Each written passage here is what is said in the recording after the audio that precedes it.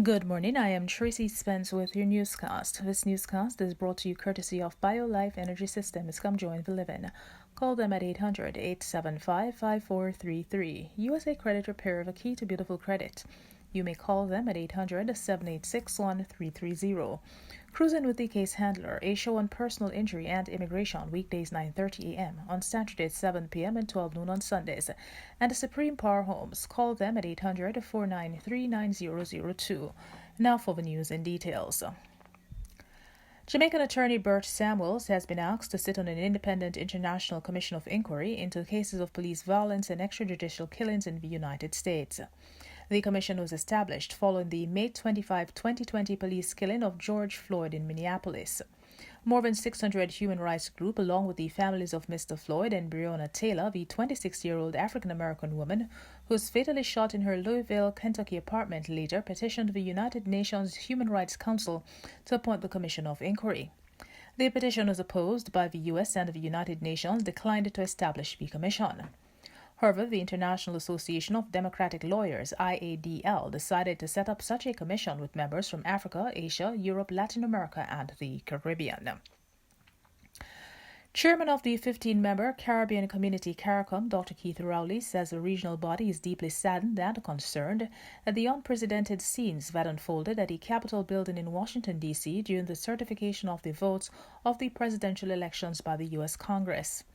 In a statement on Thursday, Rowley, who is the Prime Minister of Trinidad and Tobago, said that the storming of the U.S. Congress was a gross affront to democracy and that rule of law in a country which has been viewed as a leading light of representative governance the world over. Meanwhile, Jamaica also expressed concern following the incident. Foreign Affairs and Foreign Trade Minister Kamina Johnson-Smith, in a post on social media, said the Andrew Holness-led administration is deeply concerned over developments in Washington, which saw the storming of the U.S. Capitol. The U.S. Capitol was locked down Wednesday with lawmakers inside as violent clashes broke out between supporters of President Donald Trump and the police. During the unrest, 4 people were killed and over 50 arrested. In the aftermath of the unrest early Thursday, President Donald Trump promised that the transition of power to President-elect Joe Biden would be orderly while vowing to continue to fight to better America. Meanwhile, Barbados has imposed an island-wide curfew until January 14 in an effort to stem the spread of the coronavirus COVID-19. The reopening of schools has been deferred until that time.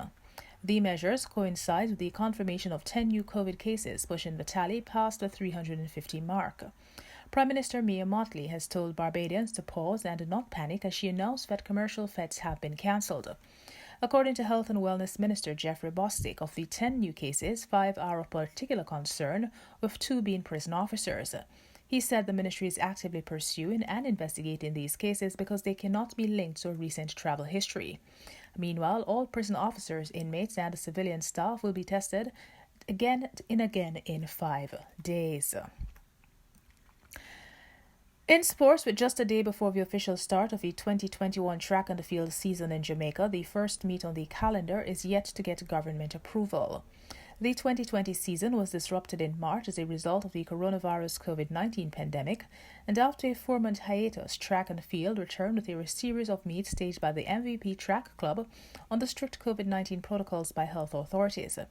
With health officials expecting a spike in COVID-19 cases due to the Christmas season, when certain restrictions to prevent the spread of the virus was relaxed, the 2021 local track and field season is scheduled to kick off on Saturday at Jamaica College with the JC Invitational Development Meet pending a sign-off from health authorities.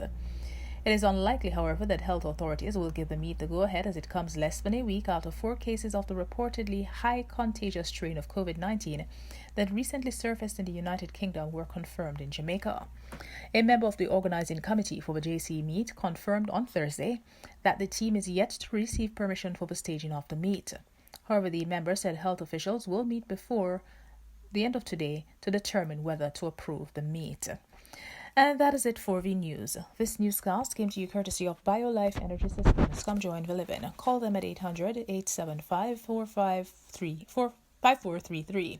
USA Credit Repair, the key to beautiful credit. You may call them at 800-786-1330. Cruising with the case handler, a show on personal injury and immigration, weekdays 9:30 a.m., on Saturdays 7 p.m. and 12 noon on Sundays. And the Supreme Power Homes. Call them at 800-493-9002.